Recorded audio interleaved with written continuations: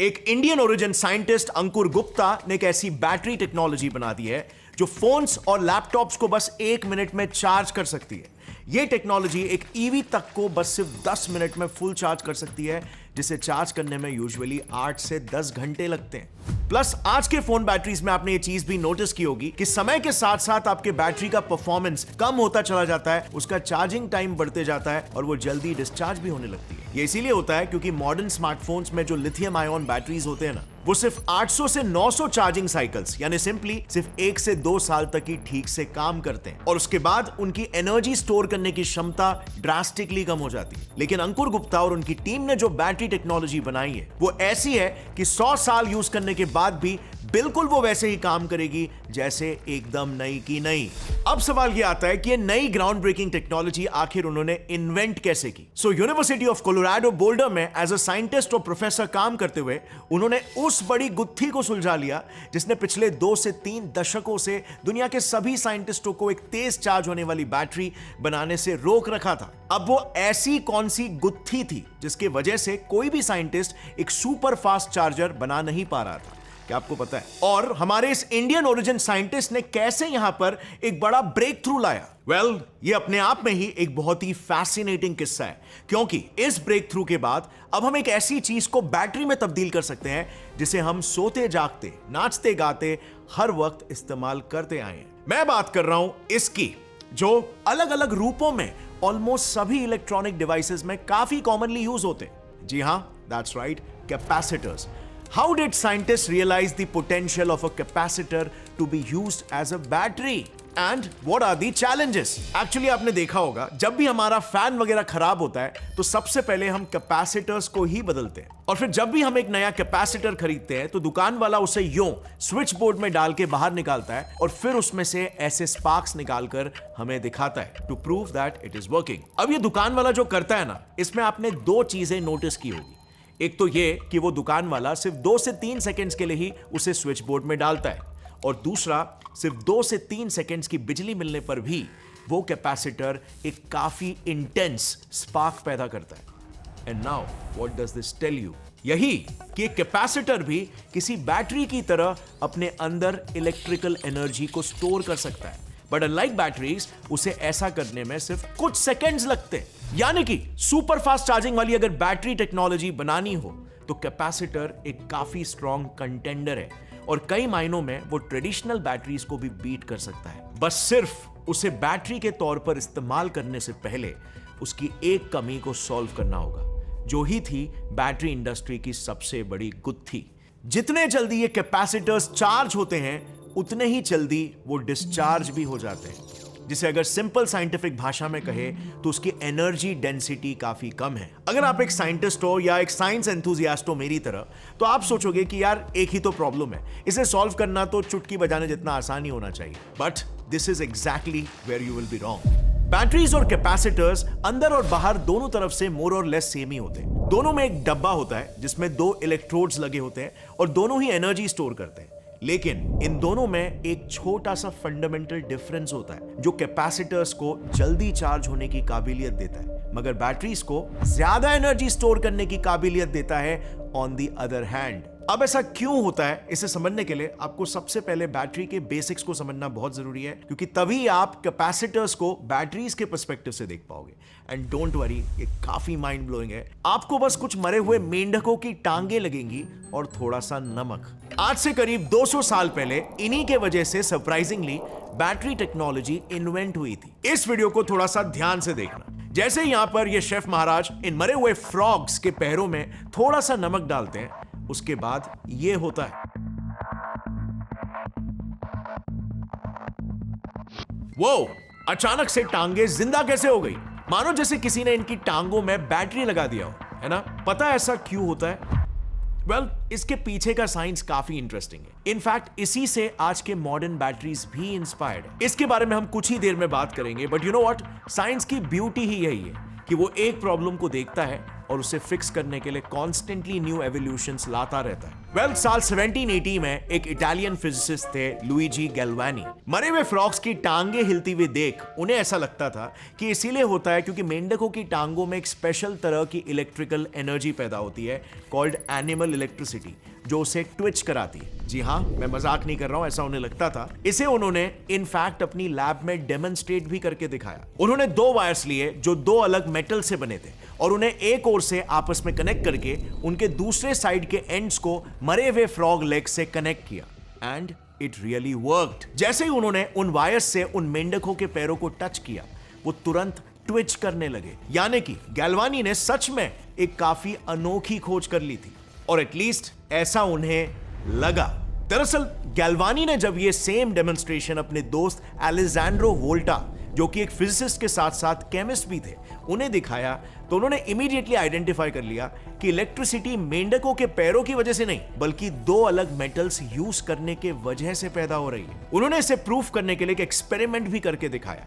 उन्होंने उन मेंढकों के पैरों की जगह एक नमकीन पानी से भीगा कपड़ा रखकर सेम करंट जनरेट करके दिखाया, जो ही फिर दुनिया का फर्स्ट ट्रू बैटरी भी बना, called the voltaic pile. And the most fascinating part, आज भी मार्केट में जो बैटरीज है ना, इंक्लूडिंग लिथियम आयन बैटरीज जो हम रोज यूज करते हैं अपने फोन्स, लैपटॉप्स वगैरह में, वो सारे के सारे उसी सेम प्रिंसिपल, सेम सिद्धांत पर काम करते हैं जिस पर वोल्टैक पाइल काम करता था। सो अब अगला सवाल ये आता है कि ये बैटरीज काम ही कैसे करते हैं? लुइजी ने आखिर क्या मिस कर दिया? सो एसेंशियली बैटरीज में सिर्फ इतना होता है, जब 2 अलग मेटल्स को फिजिकली एक दूसरे से अलग रखा जाता है और एक कंडक्टिव मीडियम जैसे कि एक वायर या इलेक्ट्रोलाइट के जरिए उन्हें आपस में कनेक्ट किया जाता है, तो इससे होता यह है कि एक मेटल के चार्ज पार्टिकल्स यानी कि इलेक्ट्रॉन्स और आयॉन्स दूसरे मेटल की ओर दौड़ने लगते हैं, और यही चार्ज पार्टिकल्स का दौड़ना ही इलेक्ट्रिसिटी है। Like for example, lithium ion batteries को ही ले लो। उसमें एक तरफ लिथियम मेटल होता है और दूसरे तरफ कोबाल्ट मेटल होता है, और उनके बीच में एक सेमी परमिएबल मेम्ब्रेन होती है। अब लिथियम कोबाल्ट से कम स्टेबल होता है और इसीलिए उसके इलेक्ट्रॉन्स उसे छोड़कर कोबाल्ट की ओर भागने लगते हैं थ्रू द वायर, और लिथियम के न्यूली फॉर्म्ड आयॉन्स भी वहीं पर जाने लगते हैं through the semi permeable membrane. यही इलेक्ट्रॉन्स फिर फोन के सर्किट से ट्रैवल करते हुए कोबाल्ट वाली साइड की ओर जा पहुंचते हैं और आपका फोन चलता है। और जब सारे लिथियम आयॉन्स और इलेक्ट्रॉन्स एक तरफ आ जाते हैं तो बैटरी ड्रेन हो जाती है। सो अब अगला सवाल ये आता है कि तो फिर फोन दोबारा से चार्ज कैसे होती है? जब हम फोन यूज कर रहे होते हैं तो लिथियम ऑलमोस्ट पूरी तरह कोबाल्ट की ओर आ चुका होता है, लेकिन लिथियम और कोबाल्ट के बीच ये जो कुछ भी होता है, ये पूरा का पूरा प्रोसेस रिवर्सिबल होता है। अगर हम बाहर से एनर्जी देते हैं थ्रू अ चार्जर, तो लिथियम और उससे निकले इलेक्ट्रॉन्स जो कोबाल्ट के साइड में आ चुके हैं, वो फिर से अपनी ओरिजिनल साइड लौट जाते हैं और इस तरह से बैटरी वापस से चार्ज हो जाती है। सो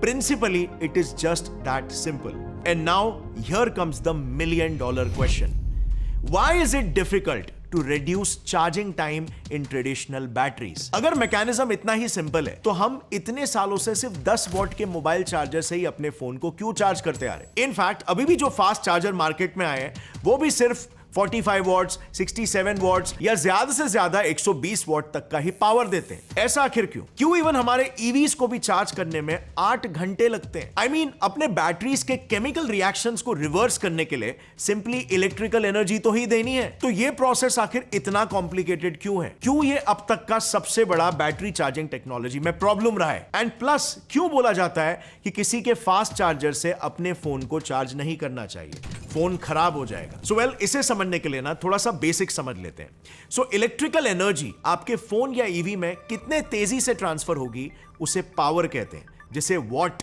से रिप्रेजेंट किया जाता है। और यही वॉट 2 चीजों पर डिपेंडेंट होता है, एक वोल्टेज और दूसरा करंट। और इसीलिए आप जब 10 वॉट का चार्जर यूज करते हो तो उस पर आप देखोगे लिखा होता है 5 वोल्ट 2 एम्पियर, मतलब 5 into 2 is equal to 10 watts का चार्जर। और सिमिलरली अगर आप 18 वॉट का चार्जर यूज करते हो तो उस पर या तो 6 वोल्ट और 3 एम्पियर लिखा होगा या फिर 9 वोल्ट और 2 एम्पियर लिखा होगा। अब ये वोल्टेज और करंट आखिर क्या है, और ये वॉटेज यानी कि एनर्जी ट्रांसफर के लिए क्यों इतना मैटर करते हैं? वोल्टेज का मतलब होता है कि इलेक्ट्रिकल सर्किट के पॉजिटिव और नेगेटिव पोल्स के बीच पोटेंशियल डिफरेंस कितना है। यानी कि सिंपल उदाहरण अगर दूं तो दोनों के बीच में स्लोप यानी कि ढलान कितनी है, क्योंकि जितनी ज्यादा ढलान उतना तेज आकर्षण। अब on the other hand current का मतलब होता है कि इस ढलान से लुढ़क के एक टाइम पर कितने चार्ज्ड पार्टिकल्स मोबाइल के अंदर घुस पा रहे हैं, उसकी एग्जैक्ट वैल्यू। सो अगर वोल्टेज यानी कि ढलान ज्यादा होगी तो उतने ही तेज इलेक्ट्रॉन्स लुढ़केंगे और उतना ही तेज आपका फोन चार्ज होगा। अब ऐसे में आप नेचुरली सोचोगे तो फिर प्रॉब्लम क्या है भाई, वोल्टेज बढ़ा दो ना सीधा। वोल्टेज बढ़ा दोगे तो फोन या ईवी जल्दी चार्ज हो जाएगा। एग्जैक्टली यहीं पर चीजें एक खतरनाक मोड़ लेने लगती है। The slope starts becoming a slippery slope. अगर आपने वोल्टेज को बहुत ज्यादा बढ़ा दिया ना तो करंट इतना पावरफुल हो जाता है कि उसकी इलेक्ट्रिक फील्ड यानी कि उसका फोर्स सिर्फ वायर के इंसुलेशन में सीमित नहीं रहता, वो इंसुलेशन के बावजूद भी अपने आसपास की इलेक्ट्रिकल चीजों में इंटरफियर करने लगता है और करंट भी आसपास के वायर्स या सर्किट्स में जंप करने लगता है, जिससे आर्किंग और स्पार्किंग पैदा होता है और साथ ही हीट भी बहुत ज्यादा जनरेट होने लगती है। अब जस्ट इमेजिन ऐसे में आपके फोन या ईवी के साथ क्या होगा। जी हां, उनके सर्किट्स जल के फट पड़ेंगे।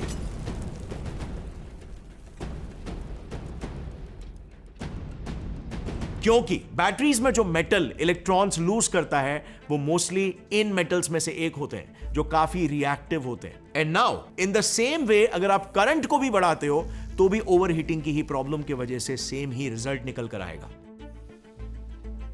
And that is why this was just like a checkmate for scientist for quite a while. So अब यहां पर कैपेसिटर्स जान बचाने कैसे आ सकते हैं? वेल, आपको याद होगा मैंने कहा था कि कैपेसिटर्स भी बिल्कुल बैटरीज जैसे ही होते हैं। उनमें सिर्फ एक छोटा सा फंडामेंटल डिफरेंस होता है जो उन्हें फास्ट चार्जिंग की काबिलियत दे देता है, मगर बैटरीज को वो काबिलियत नहीं मिलती। देखो, एक ऑर्डिनरी कैपेसिटर में सिर्फ 3 चीजें होती है। एक कंटेनर, उसमें 2 मेटल के इलेक्ट्रोड्स और उन इलेक्ट्रोड्स के बीच एक प्लास्टिक वगैरह से बना इंसुलेटर, दैट्स इट। लेकिन आज के जो मॉडर्न अपग्रेडेड कैपेसिटर्स है ना, उन्हें सुपर कैपेसिटर्स कहते हैं और उनमें 4 चीजें होती है। एक कंटेनर, 2 मेटल के इलेक्ट्रोड्स, उनके बीच एक सेमी परमिएबल मेम्ब्रेन जो सिर्फ आयॉन्स को पास होने देता है, एंड लास्टली एक इलेक्ट्रोलाइट। सो यू कैन सी एक मॉडर्न अपग्रेडेड कैपेसिटर या सुपर कैपेसिटर में टेक्निकली बिल्कुल वही चीजें होती है जो किसी बैटरी में होती है। सो फिर फर्क कहां पर आता है? वेल, आपको याद होगा हमने पहले सीखा था कि बैटरीज में जो आयॉन्स बनते हैं वो मेटल ए के एटम से बनते हैं और उन्हीं केमिकल रिएक्शंस में एनर्जी स्टोर होती है। अब सुपर कैपेसिटर्स में क्या होता है?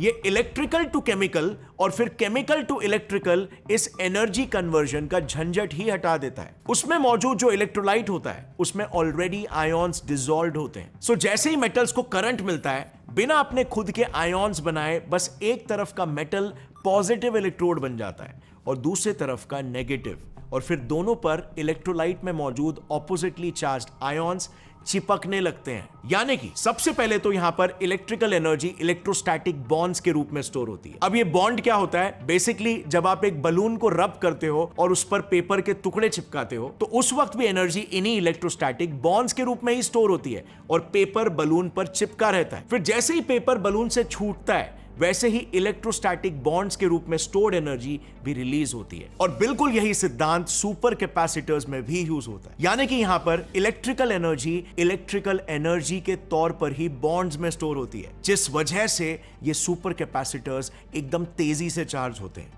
एंड सेकेंडली, इनमें रिएक्टिव मेटल्स की कोई जरूरत ही नहीं होती और इसीलिए ये हाई वोल्टेजेस को भी बिना फटे बिना जले आसानी से झेल लेते हैं। इनफैक्ट द प्राइमरी रीजन जिसकी वजह से कैपेसिटर्स इलेक्ट्रॉनिक सर्किट्स में लगाए जाते हैं वो यही है कि वो वोल्टेज फ्लक्चुएशन से सर्किट्स को जलने से बचा सकते हैं। सो ऑल इन ऑल, जैसे हमने काफी एनालिटिकली कंक्लूड किया कि कैपेसिटर्स को बैटरीज के तौर पर अगर और अपग्रेड किया जाए तो उससे सीधे हम एक तीर से 2 निशाने लगा सकते हैं। और बस इसी इनसाइट को इंडियन ओरिजिन साइंटिस्ट अंकुर गुप्ता और उनकी टीम ने रियलिटी बनाने की कोशिश की। बेसिकली सुपर कैपेसिटर्स में क्योंकि आयॉन्स इलेक्ट्रोड्स पर बस चिपकते हैं और उन इलेक्ट्रोस्टैटिक बॉन्ड्स में एनर्जी स्टोर होती है, तो इसीलिए एक तरीका होता है जो है कि उनके दोनों मेटल इलेक्ट्रोड्स का सरफेस एरिया बढ़ा दो ताकि चिपकने के लिए ज्यादा से ज्यादा जगह मिले और उतनी ही ज्यादा एनर्जी स्टोर हो पाए। पर you can see there is a big catch over here. Surface area बढ़ाने के लिए इलेक्ट्रोड्स का साइज भी बढ़ाना पड़ेगा और अल्टीमेटली उससे सुपर कैपेसिटर बैटरीज का साइज भी बढ़ जाएगा। अब इससे निपटने के लिए कई साइंटिस्टों ने क्या किया, उन्होंने एक पोरस मटेरियल जैसे कि एक्टिवेटेड कोल से सुपर कैपेसिटर्स के इलेक्ट्रोड्स को कोट करने लगे, क्योंकि आपको भी पता है जितने होल्स और पॉकेट्स होंगे किसी सरफेस पर उतना ही ज्यादा उसका सरफेस एरिया बढ़ जाएगा। बेसिकली सरफेस एरिया को एक एक्स्ट्रा डायमेंशन मिल जाएगा और इसीलिए इन प्रिंसिपल इसे काम करना चाहिए था। बट अगेन बैड न्यूज, ऐसा हुआ नहीं।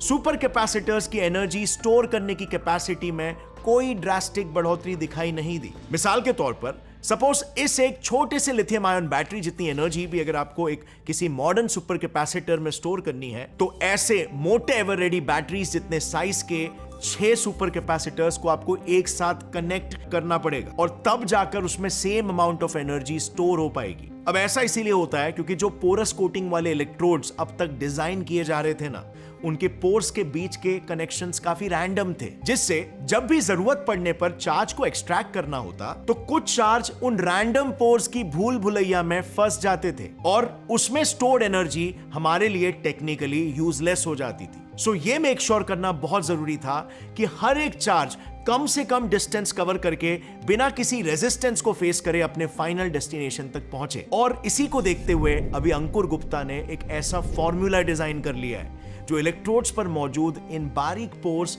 और उनके बीच के रैंडम कनेक्शंस को किसी इलेक्ट्रिकल सर्किट की तरह विजुअलाइज करने में मदद करता है। यानी कि अब तक जिन इलेक्ट्रोड्स का स्ट्रक्चर काफी रैंडम होता था, अब वो मैथमेटिकली स्ट्रक्चर्ड होंगे और उन्हें अब एक 3D प्रिंटिंग के जरिए इतने प्रिसिजन के साथ बनाया जा सकता है कि सरफेस एरिया एक्सपोनेंशियली बढ़ जाएगा। यानी अब से कुछ ही समय में आप अपने आसपास ऐसे गैजेट्स, ऐसे फोन्स और ऐसे ईवीज देखने लगोगे जो कुछ ही सेकंड्स में फुल चार्ज हो जाएंगे। बट बैटरी टेक्नोलॉजी की अगर बात करें तो it doesn't stop here at all. Future बहुत ही ज्यादा ब्राइट है, क्योंकि कुछ दावेदार ऐसे भी है जो बैटरीज की पावर को ही अनलिमिटेड बनाने की कोशिश कर रहे हैं। मिसाल के तौर पर एक नया चाइनीज स्टार्टअप है, वो न्यूक्लियर पावर्ड बैटरीज पर काम कर रहा है जिसमें निकल 63 जैसे एक रेडियो एक्टिव एलिमेंट डाला होगा। उनका दावा है कि उनकी ये बैटरी एटलीस्ट 50 साल तक लगातार इलेक्ट्रिसिटी सप्लाई कर सकती है। यानी कि एक बार अगर आपने फोन में डाल दिया तो चार्ज करने की जरूरत जिंदगी भर नहीं है। ये किसी जादू से कम नहीं है, right? Well, magic today is going to be a technology of the future. So, आपको कौन सी टेक्नोलॉजी पे ज्यादा भरोसा है? कौन सी टेक्नोलॉजी पर काम जल्दी से फिनिश होकर वो हमारे कंज्यूमर शेल्फ्स में बहुत जल्दी दिखाई देने लगेगी? क्या ऐसा तो नहीं होगा कि एक टेक्नोलॉजी दूसरे टेक्नोलॉजी को खा जाएगी, या फिर ये दोनों टेक्नोलॉजीज मिलकर एक हाइब्रिडाइज्ड वर्जन भी क्रिएट कर सकते हैं? So all in all future में अनगिनत पॉसिबिलिटीज है, but one thing is for sure कि बढ़ते टेक्नोलॉजी के साथ even the impossible is becoming possible now. और अगर इस वीडियो से आपको कुछ भी नया सीखने मिला तो एक लाइक जरूर ठोक। सी यू नेक्स्ट टाइम, तब तक के लिए टेक केयर, जय हिंद।